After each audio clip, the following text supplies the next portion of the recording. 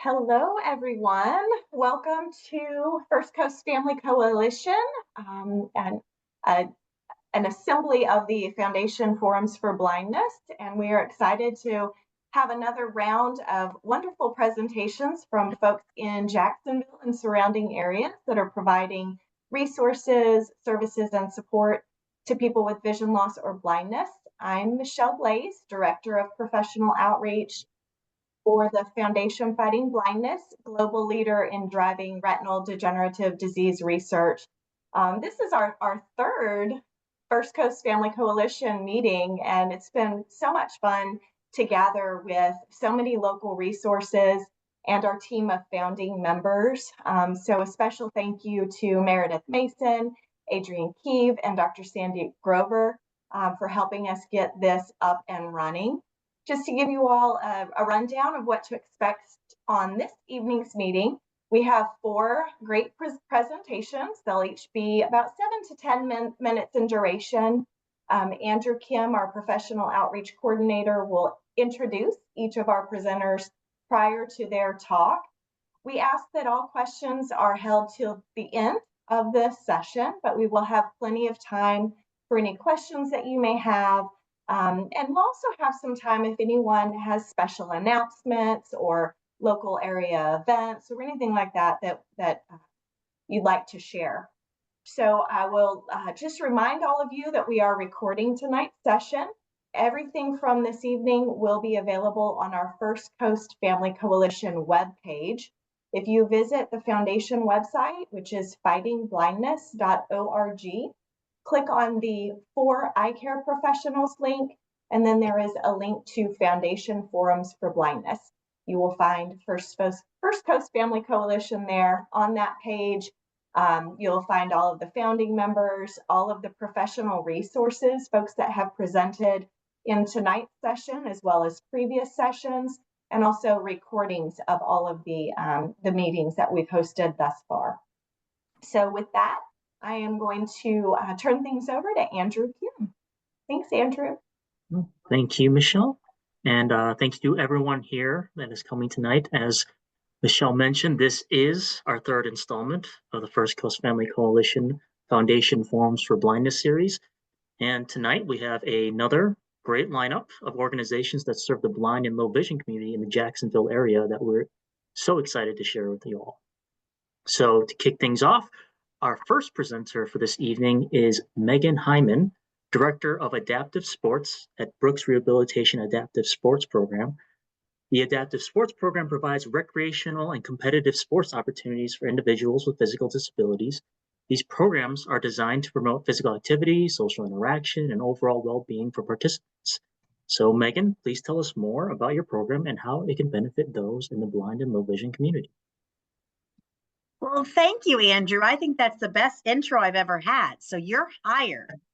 That's fabulous. It makes me, yes, it was a lovely introduction. I'm very, very appreciative to be invited to this group to speak on behalf of the program and the organization I work with. Very excited about it. And yes, I want to be able to share it from the rooftops to help anybody who in the community who might be very interested in any kind of recreation socialization opportunity. My name is Megan Hyman. I'm an occupational therapist by trade. So I've been an occupational therapist for about 23 years. I grew up mostly, I started in the profession working mostly with pediatrics. And so that has always been kind of my passion. And I've come to realize that if you can work with kids and have fun with kids, then everybody else is just, just a ball. Everybody else is very fun. So as a clinician, I really found that my passion was in helping families find resources beyond the scope of what I could do in a skilled therapy environment. And so that has slowly evolved into an opportunity to work in the community sector. And so being able to apply occupational therapy and the therapeutic benefit of activities in the community-based setting it's just a gem. I'm so thrilled I found it. I'm so thrilled it found me. So I wanted to share about our Brooks Adaptive Sports and Recreation program. It is a program that's been around for 18 years, and many times people do not know about it. And that's quite often in Jacksonville, all the fabulous resources we have it's sometimes just hard to know about. So what I wanted to be able to share with you is some information that I hope will reach your community, but also be able for people to share with other individuals in their circles. So the Brooks Adaptive Sports and Recreation Program is a fully adaptive sports and recreation program. We offer competitive activities, we offer recreational activities, and those are year round. Initially, this program was started with an occupational therapy frame of reference. So an occupational therapist saw this as a need and a gap in the services and the quality of life that could develop for individuals living with disabilities. Whether those disabilities or limitations are acute, congenital, or developmental, we know and research has shown that the propensity and the probability of secondary factors and comorbidities can occur for individuals living with a disability because of isolation.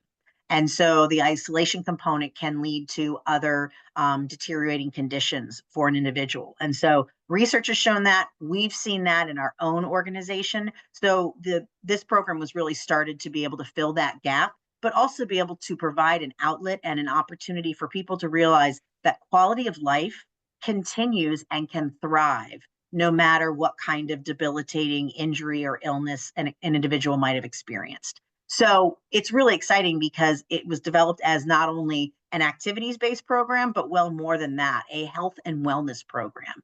So we want to provide a schedule of activities, regular, predictable, reoccurring opportunities for individuals to socialize, for individuals to stay active, and to really continue to improve their quality of life, not just to maintain it.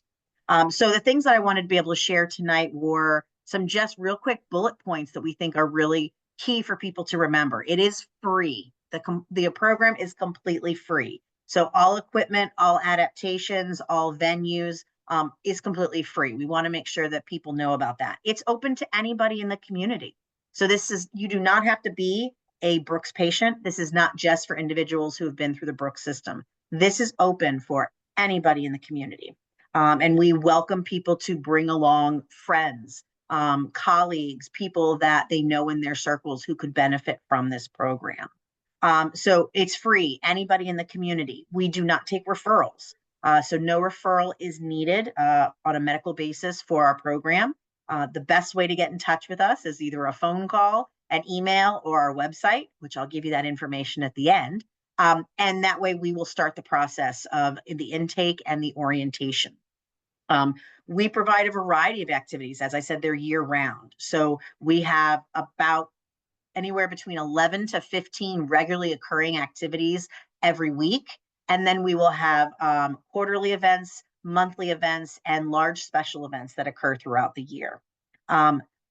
Those activities are really for individuals of all activity levels. So we don't necessarily just have sports. We don't necessarily just have physical activities. So really what we want to do is reach everybody's interests as much as possible and everybody's activity level. One of the unique things that we do offer that we feel is a game changer for some people is we do offer limited transportation. So that free transportation is through our bus. And for certain events during the week, we will offer limited transportation. But those adaptations and the assistance that's available is free of charge. And we try to make sure that everybody has the opportunity to participate at their level. We are a community-based program, so we cannot provide one-on-one assistance, but we try to make sure that the environment is adaptable and that we can provide the accommodations necessary to allow individuals to participate as independently as possible. So in terms of what do we do? That's really the fun thing. So let's think about all activity levels. Okay, especially for those, and I've been learning so much from the participants and individuals who I've been interacting with at activities who have low vision or who are blind. And so it's fascinating to me because they're opening my eyes to the things that they enjoy doing or the things of how they can enjoy doing something in just a slightly different way. So I appreciate that. And I think that's the human quality of our program is we are learning something new every day because every single individual experiences situations in a different way. And so that's really unique and something that we celebrate. So thinking about physical activities that individuals in the blind or the visually impaired community, we have rowing. We actually do erg rowing down at Jacksonville University. So that is something that we fit you on an erg, and you can row till your heart's content. I don't know how long people row. I don't know how they do it for 2 hours, but they do. We have rowing, we have golf, and we provide all the adaptations, whether an individual is in a wheelchair or not.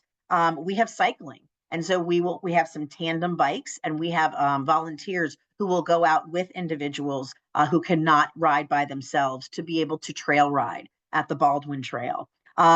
Bowling and yoga, still very physical. So bowling we do every twice a month, every other Friday night. And so that really is a wonderful socially connected environment where people, it's just about getting together. And that's what we find more often than anything else, is people just want to get together, whether it be for coffee or whether it be for yoga. So we have yoga and bowling. We also have some recreation and arts activities. We started in this past year with a grant with the city of Jacksonville and music ensemble. So the music ensemble incorporates instruments. It's housed at the Jacksonville University in combination with their music therapy department. And so we will have individuals of all abilities and differing abilities participate in a music ensemble with instruments, learning rhythms, learning new songs. And so that has been a significantly impactful new activity that we've done this year, which really can reach a broad range of individuals and abilities. We also have some virtual classes. So we will do a game. We have a game day once a week, which plays a variety of different games, but to reach those more in the virtual environment. We found that, was necessary in COVID, but we continue to have members who have a difficult time leaving their homes. So virtual activities are still an option. We also started songwriting this year. So we have our music therapist who meets virtually to assist participants in songwriting and learning how to write songs and lyrics. And then I want to make sure that everybody is aware, because this is something that we offer to the entire community, is we have a monthly, what we used to call a support group. Now we call it connections. And connections we see as the primal, the primal objective, the meat of why we get together. We get together to connect. We connect on resources. We connect on education. We connect just socially. And so that monthly opportunity is open to patients in our hospital, community members, our adaptive sports and recreation participants, and we will alternate between a fun activity every other month and then some type of educational topic, which we will bring in guest speakers to be able to share resources. But what we find is most of the time our participants are the best resource for each other. So just getting them together in a room is highly advantageous. So connections is something that we want to make sure people are aware about.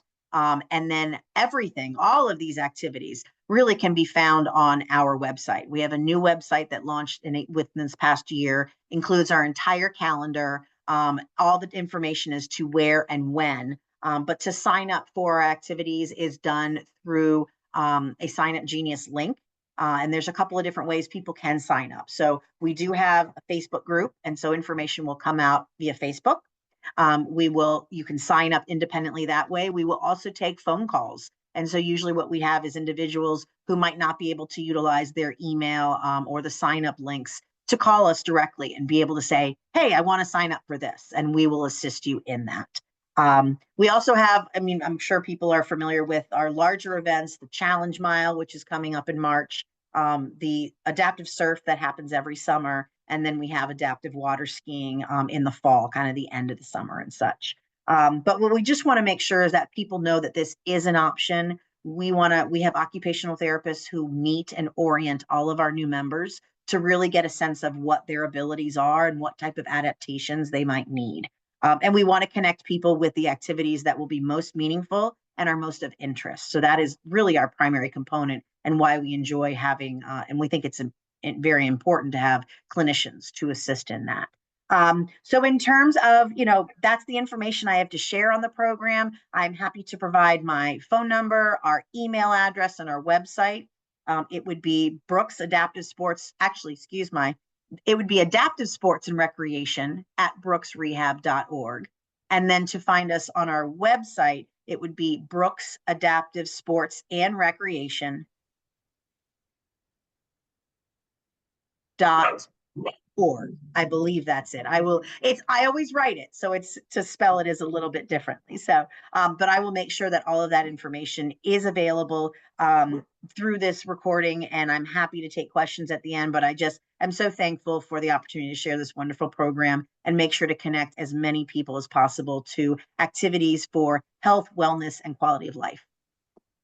Alrighty, well, thank you so much, Megan. I didn't realize Brooks Rehabilitation had such a comprehensive adaptive sports program, so it's really cool to hear about it. Considering, like you mentioned, social interaction and physical activity, they're crucial for maintaining a good quality of life. So it's great that this free program exists and that there really is no barrier to entry for folks since it's open to anyone in the community. So thanks again. And yeah, we'll be sharing your contact information at the end of this recording. Okay, so next this evening, our next presenter is Jose Morales for the Center for Independent Living, Jacksonville, or CIL Jacksonville for short. He's the ADA manager there. And CIL is an organization that is dedicated to empowering people with disabilities to achieve independence and improve their quality of life. It provides resources, advocacy, and support services tailored to meet the needs of individuals with disabilities such as blindness or low vision. So, Jose, please tell us more about your organization. Thank you so much for the opportunity to get to network and collaborate with you and everybody in the call and in the Zoom. I appreciate it. Like yes, so pretty much the Center for Independence comes out of the independent living movement, with the philosophy being that we want people to live self-empowered lives in the communities through self-determination, self-empowerment, and equal access. Those are pretty much that's pretty much our vision. And we do that by having a resource center. There is 12 resource centers around the state of Florida, just like us. We call them sister CILs. Each of them is very independent and very different from each other. Like our programs and services to the community are very different. In each community, we try our best to not duplicate services and to be there as a tool, to be there when everything, when somebody is falling through the cracks of services, or when somebody can't really find the right resource for them. So in a nutshell, we are a one-stop solution for many things. We start with our core services being peer support. 51% of our employees, including myself and our board, have a disability of some sort. We're cross disability. So that makes us kind of unique too in this disability space, because we pretty much cover almost every disability type. But we cover every disability type and many different disabilities within that. And we are very active in our area. We cover Duval, St. John's, Nassau, and Clay and Baker. Those are our counties. And we, besides peer support, we also, one of our core services is information referral. And information referral is not just giving people information about some services that are out there or some resources. It's also providing warm handoffs to organizations that can help, right? So we proud ourselves in community-based living as another core service of ours. And what that means to us is that we are there to help people, again, be in the community and probably develop goals so that they can live, independently in the community. So we're trying our best for people to not have to go to group homes, or for people to be able to kind of build themselves up to where they can live alone and they can have a job and they can use transportation and they can do all the daily living tasks with different resources and services that we have. Besides our core services, actual other additional services that we provide is work incentives planning. So like, let's say somebody, what that is through Social Security, they're mediators between the person and Social Security, and they are certified to mediate with Social Security for the individual, in behalf of the individual. So that is the only dedicated for people who have a job lined up or are already working and are also receiving benefits. And what that person is going to do is an individual plan on how your benefits can be impacted because of work. So they can kind of tell you how many hours you can work without your benefits changing. And if eventually you want to become independent enough where you don't want to rely on benefits, what that process looks like. And then if you need them in the future, how to ensure that those benefits are there in the future in case there's a lot of incentives to go back to work. We also provide, I'm sure she's presented before, the technology program through FAST, through the Florida Assistive Technology Program for people to try. We also, one of the programs we're also very proud of is the medical, and it's actually in collaboration with Brooks, the past presenter. They support us in sponsorship for a program called the Temporary Loan Closet, which means medical equipment. Any type of medical equipment somebody needs and they can't get it through their insurance, or their insurance is in the process of either being accepted or for some reason they deny it, as long as we have a prescription from a doctor, we can typically get that equipment to the person. And we are very lucky that program has been since day one and was something that people use in the day-to-day operations all the time. This is the biggest amount of numbers. We see around more than 5,300 individuals per year. And I would say about 25 to 30% of that is just in that program. With that, we also provide deaf empowerment services for the deaf community. Besides having an interpreting program where people can request interpreters, certified interpreters, national certified interpreters through us, we also have a deaf empowerment program just for the deaf community. They do different types of activities and events throughout the year. Plus, they do deaf empowerment advocacy. So if a deaf person is wanting to, or a deaf blind person is trying to get assistance, they can get that through us. By the way, for not right now, but for sometimes during the year, we even have canes for the visually impaired and blind community that we provide through the TLC, or the Temporary Loan Closet. We also have a program that is kind of sometimes really it's pretty amazing for the community, and sometimes there's no inventory. That it's we're kind of starting the program at this point. It's a housing program. Typically, we can only during the year we can typically only help people 62 and up. But once in a while, we get a property that we can assist for people with low incomes to find apartments that are accessible for less than 62. But those count far in between. So we have a housing wait list that we manage, and we collaborate with Florida Housing Coalition for that. We also have a domestic violence program that has, let's say, specific capabilities to help people who are experiencing any type of domestic violence, for anybody with a disability who's going through that. And that team is certified and has worked in that space for many years. And that's a program that also we're probably very, very involved with in all of our counties, actually. Another program that we provide is that we do, that this kind of like, my job is really housing and also advocacy, right? But advocacy is not just the one-on-one advocacy when somebody's having an issue because the city's not doing a curve cut.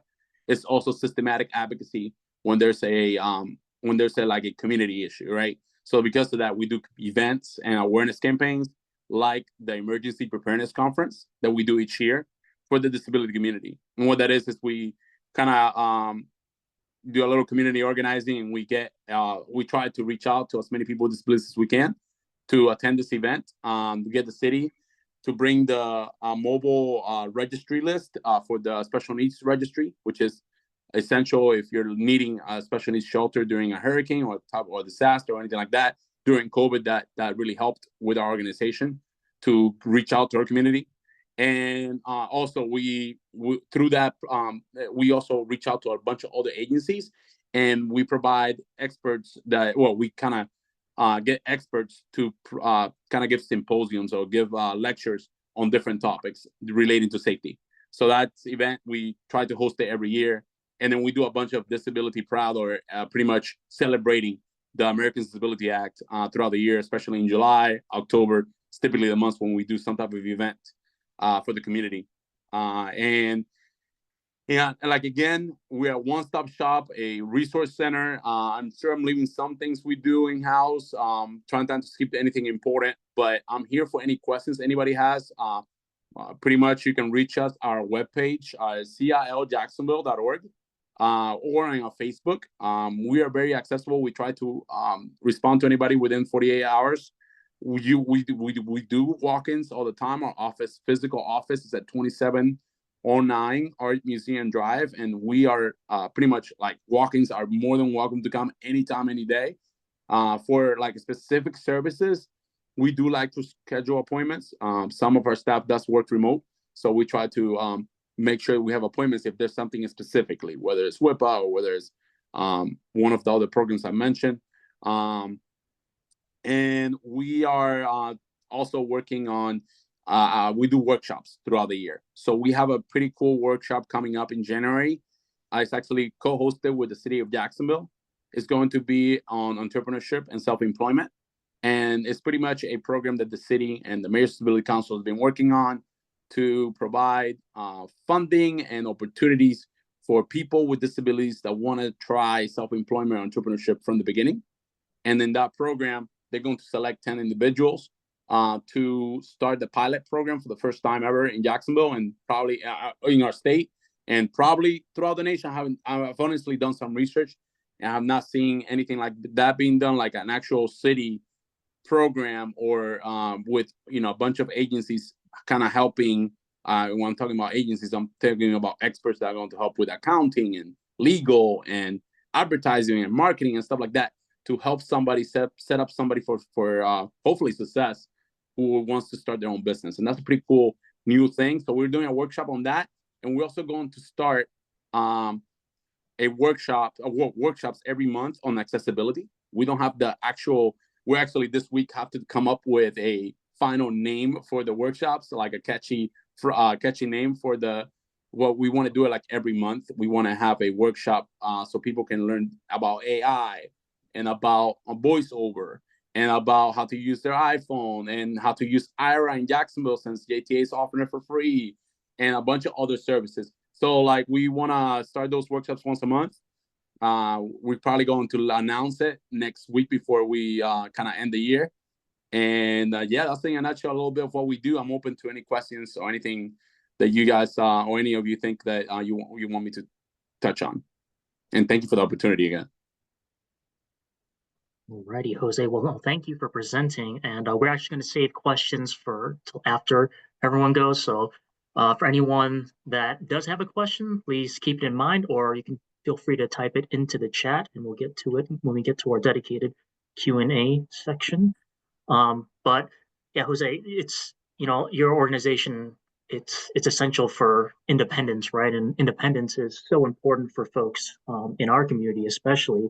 So it's great that there's this comprehensive list of programs and services that you guys have that and another thing that warms my heart is it's great to hear that you're already working with some of the organizations here tonight and ones that have previously presented before. So that's great to hear.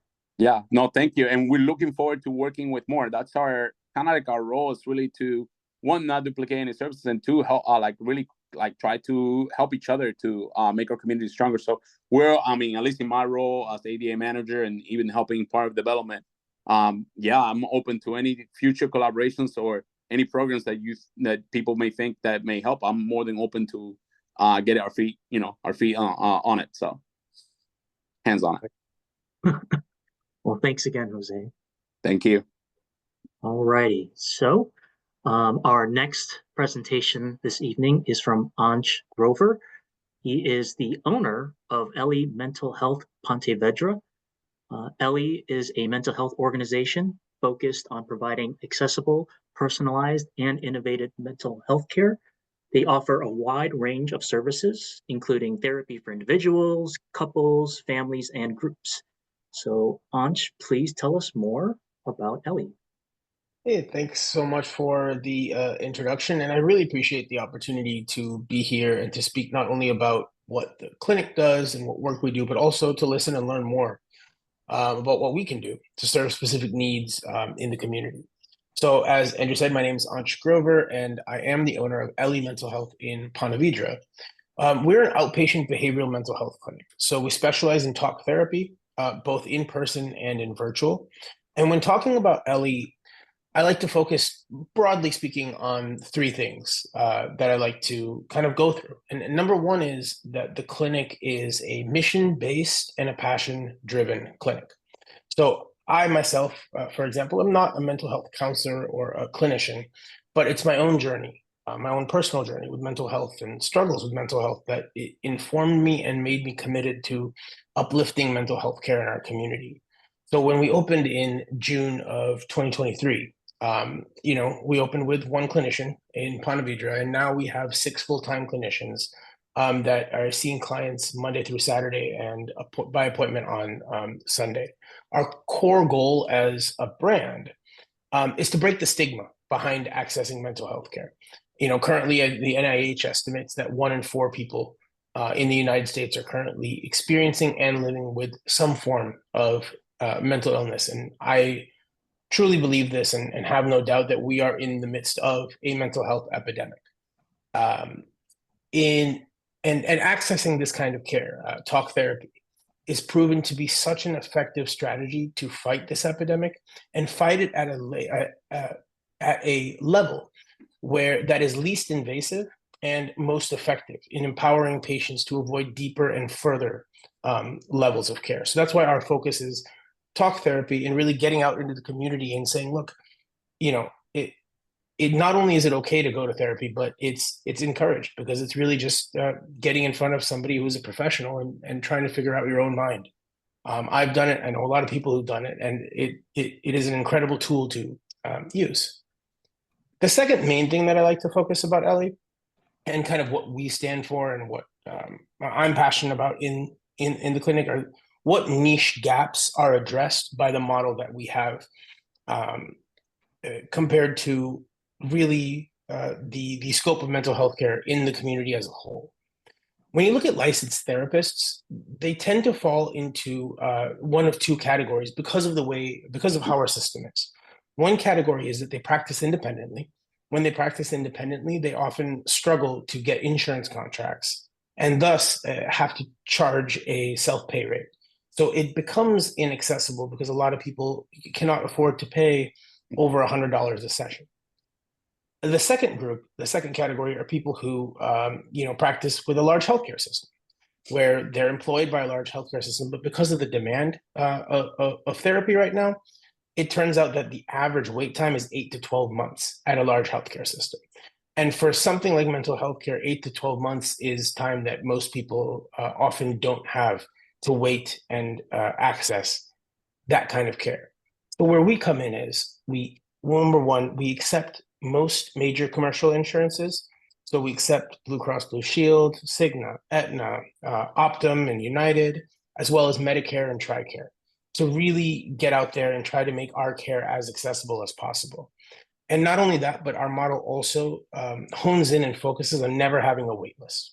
So we have a larger office than required right now, so that every time we hit even 75% capacity, we bring on a new clinician. And we make sure that all needs are met and you don't have to get on a wait list. So when you call us, you can get on the calendar within the next week, which is it's a very rare thing in mental health, and something that we are very focused and making sure that we continue that process as we grow. And then the third and the most important thing, I think, and where this conversation is very pertinent to the low vision community, is Ellie provides an opportunity for us to listen to our community and learn what is truly needed. So this is actually something that started, it's a pilot program, but this is actually something that started with a conversation with my dad, who I think most of you know, Dr. Grover. We were talking over dinner, and we began to talk about how important mental health accessibility is in the low vision community, and unfortunately how rare it truly is. We realized that we had an opportunity here to be a little bit different, and had this conversation that wouldn't it be great for our clinicians, and really clinicians all across the country, not just at our clinic, but clinicians at Ellie, to truly be able to understand the members of the community that are visually impaired, And after all, therapy is far more effective when there's an understanding of the different ways that a client's day-to-day life is impacted, what kinds of activities are there that just basic knowledge that the clinician may have would further empower those clients. So what we did is we started a pilot program and we started a training program where at first, the first session was, Dr. Grover coming in and talking to our clinicians and doing a presentation about, hey, these are some of the issues that they're impacted with. And then we had Noel from the low vision clinic come in and speak to our clinicians in a training. And what we're doing with other community partners as well is coming up with an official training. One thing that is very, very exciting about all of this is Ellie Mental Health is part of a large national brand. So when we're able to get this training right, which is what we're doing right now, we're going to be able to actually integrate it into a CEU program for a larger national brand and make it normal, make it incentivized for over 400 clinics across the country that do outpatient behavioral therapy to provide this level of training to their clinicians. And when it comes to this, that I can see can make a significant impact. And we're in the beginning stages of this pilot program. So we really encourage, require, and ask for your input. As I said, I'm really passionate about this, and passion comes with open ears and a notepad. So what I would say is, please feel free to reach out to me at any time. I would love to, have anybody come to the clinic and we can talk about this one-on-one. If you would like to be part of the trainings, that's something that we can absolutely accommodate. But we want to provide the most community competent training possible so that once we do it effectively here, we can do it effectively in all 50 states. And that can truly, I think, make a very big and impactful difference in mental health and how we approach mental health specifically for the low vision community. So my email address is agrover, which is just AGROVER, at Ellie Mental Health, which is ELLIE Mental Health. And my cell phone number is 904-903-6375. And I'm very, very open to, network and really get down to the baseline of how we can most effectively train our mental health clinicians to be aware and to be community competent. Alrighty, Ansh. Well, thank you so much for that. Thank you for telling us about Ellie. It's you're right. There is an epidemic of like mental health in this country, and it's definitely something that I've heard from a lot of folks that I've interacted with. Like they are requesting mental health services, but there's not much out there, quite frankly. And it's awesome to hear that you guys are planning on growing this into a national venture. So I'd love to hear more and keep in touch about your services in the future. And I'm glad to hear that your father's on board too, Dr. Grover. He's definitely a great, very, very good expert to talk to in regards to the blind and low vision community. So thank you again, Ansh. Thank you. Okay, so our final presentation this evening is from Chelsea Warr from the Foundation Fighting Blindness. And she is the community manager for the Jacksonville area. And Chelsea is here tonight to share some updates and maybe some information on upcoming events in your region. So Chelsea, please take it away. Thanks so much, Andrew, for that lovely introduction. Hey, everyone. I just want to start off with saying I am in awe of all the amazing services that you all provide. So thank you so much for serving the Jacksonville community. So as Andrew mentioned, my name is Chelsea Warr, and I'm the community manager for the Foundation Fighting Blindness, covering the Atlantic Coast Territory, which is Jacksonville, Atlanta, and South Carolina. So before sharing some of our exciting upcoming events, I just wanted to take some time to share a little bit more context of our chapter network, which I know many of you are very familiar with. So nationally, we have over 40 chapters, and our chapters are a true grassroots volunteer-led initiative, meaning that our volunteers are central to building out our local communities. And each chapter has a local FFB staff person like myself called a community manager that helps support the chapter locally. So some of our main chapter activities including building a community through fundraising and driving revenue-based activities such as our vision walk, sharing resources, providing educational content through partnerships with community-based organizations such as yours, spreading awareness of the foundation and mission, and connecting the community with the research and science. So locally, chapter activities can vary by chapter as each city is unique in their own way. And I myself am still learning the Jacksonville area, but that is why I am truly so excited to be here with you all in this space and to work with you guys to serve our community. And we have a lot of exciting events planned in the months ahead as a chapter. So just sharing a little bit more about our upcoming events. So first, the chapter is having an in-person social on January 11th from 11 a.m. to 1 p.m. And we'd love to have you join us for some fun, socializing, just getting together, which is going to be at Myrtle Avenue Brewing.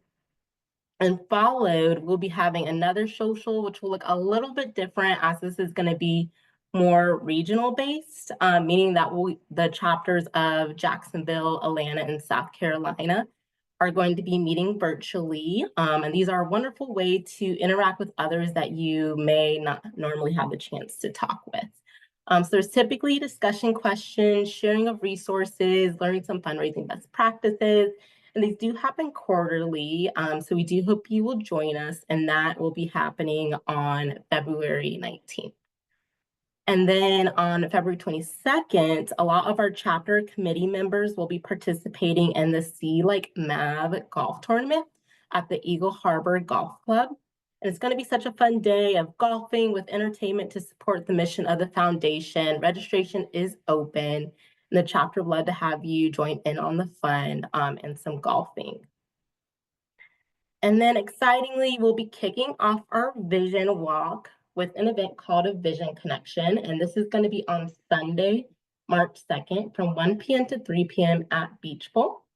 So this is the perfect space to meet other teams and fellow walkers, get pumped and excited for the walk and ignite your fundraising efforts, and really understand, how to kind of have a successful walk season ahead. But truly is a great opportunity to get together and discuss why the Vision Walk is so important to the community. We do have guest speakers discussing their Vision Walk story and providing resources to the community as well.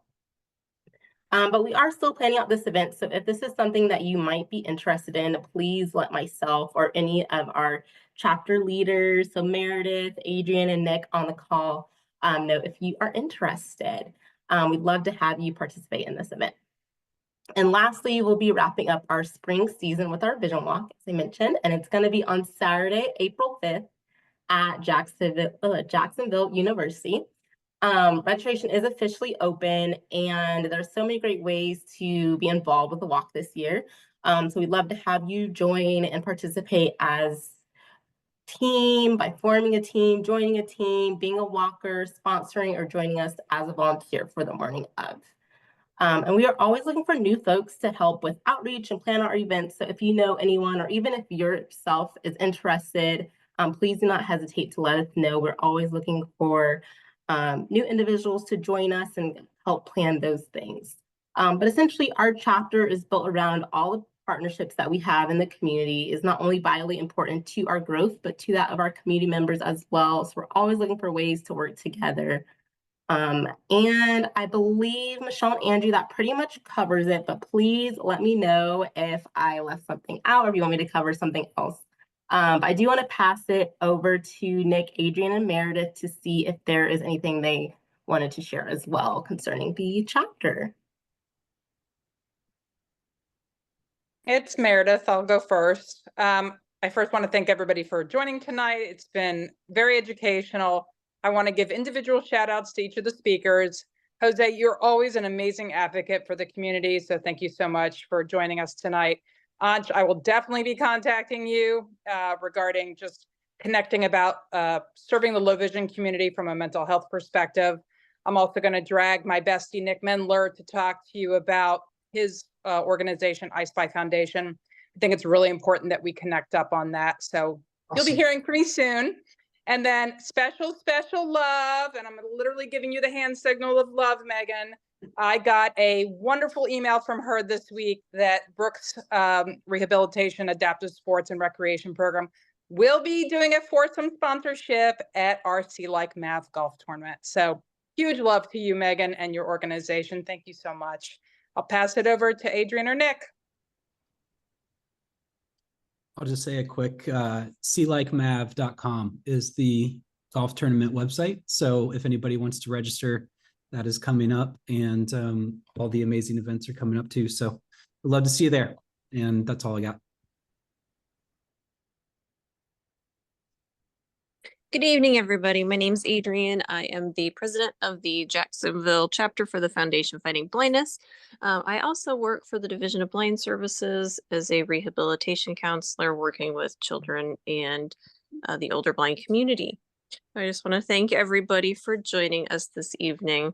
I've had the pleasure of meeting and working with all of you that have joined us on the call today, and I'm always grateful for all of your support and your willingness to collaborate with us through the foundation and through the Division of Blind Services. Chelsea, thank you for sharing all of the events. You covered everything, and we appreciate you and your dedication to our Jacksonville chapter. Thanks so much, Adrian, Nick, and Meredith. Really appreciate you all. All right. Well, this is Michelle Glaze. As an individual with vision loss, I think I need to move to Jacksonville. Y'all have a lot going on there. I'm in a very small community in Alabama, in South Alabama, and listening to the adaptive sports programs and information about independent living and the mental health piece and just the community and all of the energy and excitement here is inspirational. It makes me want to go out and get some stuff started and in my neck of the woods as far as services and support for the low vision and blind community beyond what we do at the Foundation Fighting Blindness. So I know that I think I heard some questions and things going into the chat. Andrew, you want to go through anything that we might want to address or open up for questions from anyone on the call to presenters? Sure. So we had a couple of questions, and the first one was from Meredith. What is the date for the January workshop? Yeah, that's specifically directed to Jose at the SIL. Thank you, Marybeth. Yeah, so we, like I said, we are finalizing. We're honestly trying to find the marketing campaign for it, and that's going to. It's probably going to be the second or the third Tuesday of every month. But that will come out next week. Okay, I have not prepared to announce the date yet. Yeah, sure, no problem. Is that the entrepreneurship one, or is that no? The accessibility entrepreneurship one, we're waiting on pretty much the signature. Oh, the mayor has to approve the program. Okay. And gotcha. Then we can also promote that. Okay, thank you. I'm very excited to hear more about that. Oh, absolutely. That sounds like a very cool event. Yeah. So, yeah. Kudos for getting that one on the books. But thanks. And sorry for not having a date. Not a problem. And we had another question from Nick for Megan. Who would we reach out to if we wanted to be a speaker for the Connections group? That mean you're interested, Nick? It would. Are you volunteering yourself? Asking for a friend, aka me. Yeah. You could completely reach out to me. We usually try to schedule various guest speakers based on the interests of our participants who've come the past year. So they will be getting a survey this month to kind of say which topics are of most interest that we've had, which topics would you like to see next year, and then also we try to bring in some of our specialists from the hospital to make sure that we're addressing concerns and topics related to some of those individuals who are newly injured. So that way it's addressing the needs of our patients in the hospital. So feel free to email me and we can definitely talk and try to figure out, because I'm a big planner. I like to plan out the whole year. So I'm fine to look at 12 months in advance and knowing which ones are sort of our fun ones versus when we can have slated speakers. So feel free to reach out to me. I will. Thank you so much. I'm a planner too. So we'll connect and figure some time for I Spy to get on the books. Heart emoji, taking it from Meredith. Heart emoji. Thank you. Thanks. Alrighty, so that was all the questions from the chat, Michelle. Well, we can certainly open up for any additional questions. I did have one question, so I'm happy to kind of kick off this open forum session, and it's for Ansh. You mentioned that there is a goal for expansion to all the 50 states in terms of the mental health services offered through Ellie. I'm curious if currently, with what you have going and what you have to offer for Jacksonville and surrounding areas, is there a telemedicine or a telehealth type of option for people that may want to utilize your services, but they're not located physically in your area? Yes, absolutely. So we can offer we do offer telehealth fully. The one caveat to that is they still have to be in the state of Florida, but that's because that's a licensure requirement where we cannot conduct therapy to any patients that are outside of the state of Florida. Okay. But yes, telehealth is fully an option and it's integrated. It's efficiently integrated into our system. Yes. Yep. So as long as an individual is located physically in the state of Florida, they could utilize a telehealth session. Absolutely. Yes. Okay. Good to know. Thank you. Mm-hmm. This is Jose. I have a question. If I can. Go ahead. Okay. It's to Ansh also on that program that on that training he's developing. What type of collaboration do you need? Do you need participants to go through mental health assessments, or do you need more of people to help you with different tools, like maybe best practices? Like, what exactly are you looking for participation with that? Yeah, great question. Definitely best practices. That's what we're looking for in order to inform our trainings. The trainings we're doing right now are pretty thorough, but we really want to make them thorough enough to hold weight in the CEU space. So we have the mental health part of that, the expertise part of that in mental health covered, but where we need to really need resources is to make sure that we know best practices coming from the community directly. That way, anything that's put into that program is, officially given to us by somebody and people from the community and signed off as in this will actually help, so that it is truly beneficial and not just a process. Gotcha. Thanks. Yeah, I'll be reaching out. Awesome. Yeah, Ansh, I'm pretty sure you're aware that the Vision Education Rehabilitation Center provides low vision therapy. Theirs is more focused on adjusting to low vision, right? And I really say there's two different types of mental health within the low vision community. It's the issue of losing one's sight, and then there's the issue of other mental health issues unrelated to low vision that are then also impacted by low vision, right? So those of us could have, the mental health issues, whether it's genetic or, you're dealing with a tragedy, a loss, whatever. Oh, and by the way, I'm blind too, right? Exactly. So yeah, there's definitely those two components that in your curriculum as you develop it, both obviously need to be addressed. Yes, absolutely. Awesome. Thank you.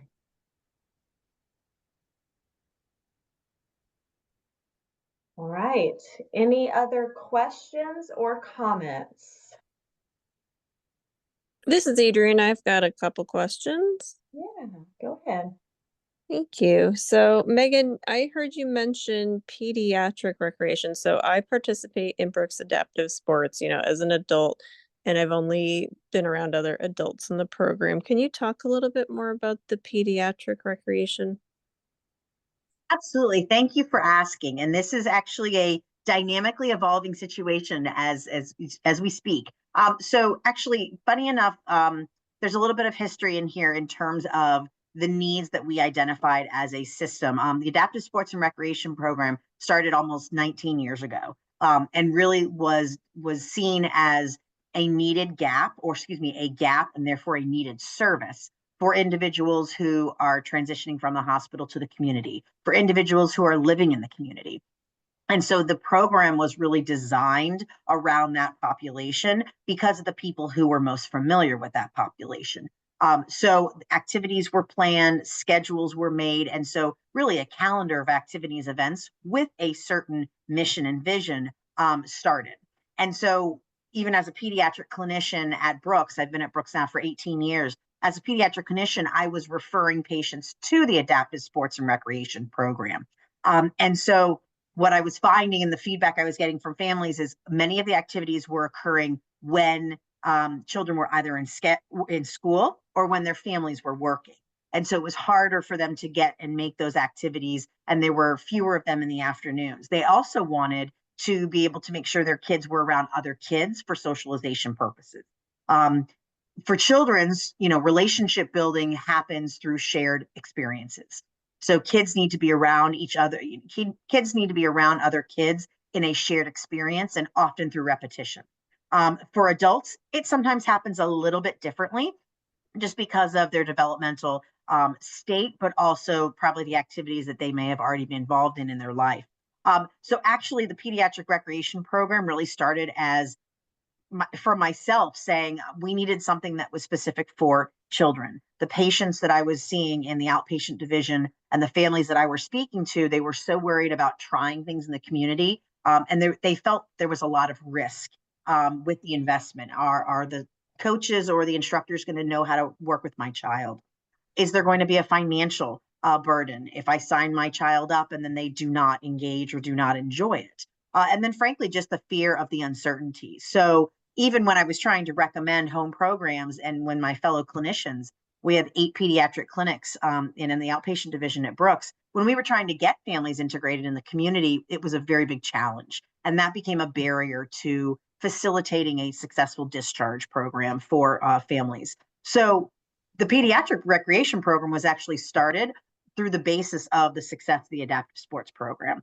And the way and the model it's set up is a little bit different in terms of how the schedule looks, how our classes are scheduled and created, how signups occur, because a child's needs and the family's needs are sometimes a little bit different in terms of the structure of the classes. Now we are at a place where we're recognizing we're trying to become more like each other because we've been parallel programs now for about 5-6 years. No, almost 8, excuse me, I apologize. Now the programs are more alike than they're not. So what we're trying to really see is we have one adaptive sports and recreation program. We might have a youth specific track and youth specific activities, but ultimately what we want to be is one catch-all for individuals in the community that then we can determine and guide them to the right activities as we onboard and orient them. So the pediatric recreation program is very similar in that it's year-round activities. It is free. It is for individuals with physical, neurological, developmental, or visual impairments. And we want to make sure that we match the youth with the right types of activities based on their developmental levels, their cognitive age, but also the objectives of the classes and events. So it is an all one big, it did not start that way, but what we're trying to do is really kind of bridge that and be able to say, for the general community, you can come find us and we will help find those activities for you. Does that answer your question? Yeah, it does. And so is it the same as the adult program in that the children don't also need to have gone through the Brooks program? Correct. Absolutely. This is open to anybody in the community. We get referrals from Wolfson's a lot of times. We get school systems. Usually it's a friend of a friend who finds out about it. So absolutely, in terms of the eligibility and the eligibility criteria, it is the same. Okay. Do you have flyers for both of your programs that you can share? I do have flyers for both of them. And eventually we're actually going to have one flyer, which is going to make finding us very easy. But absolutely, I can send you 2 different flyers that are existing right now. And also I will definitely, share information about volunteer opportunities, because if you know someone who wants to volunteer, if you or yourself would like to volunteer, we rely heavily on volunteers. So we also have volunteer flyers that we would love to distribute because you could come volunteer, once a week. You could volunteer once and that's it. You can volunteer once a month. We would really love to have anybody come and participate in this program to assist. All right. Thank you, Megan. Excellent. All right, well, we are getting very close to the top of the hour. I want to thank, as always, our founding members for pulling together an amazing array of presentations. Thank you to Megan, Jose, Ansh, and Chelsea for your talks and presentations this evening. It's been a wonderful discussion, as always. And, as a low vision and blind community, we really value knowledge, community, and hope. And groups like this, communities like yours, really provide that platform. I do want to remind all of you that this recording will be available on the Foundation website, fightingblindness.org. If you're interested in learning about the research that's underway to find treatments and cures for blinding retinal diseases, you can certainly check out our website. There are more than 50 clinical trials underway currently in a variety of different therapeutic modalities. There is a clinical trial pipeline that you can check out to learn more. Of course, you can reach out to us at the Foundation Fighting Blindness if you'd like additional information as well. So on behalf of the Foundation and the team here, thank you so much for joining. And we look forward to seeing you on the next First Coast Family Coalition, which will be in March.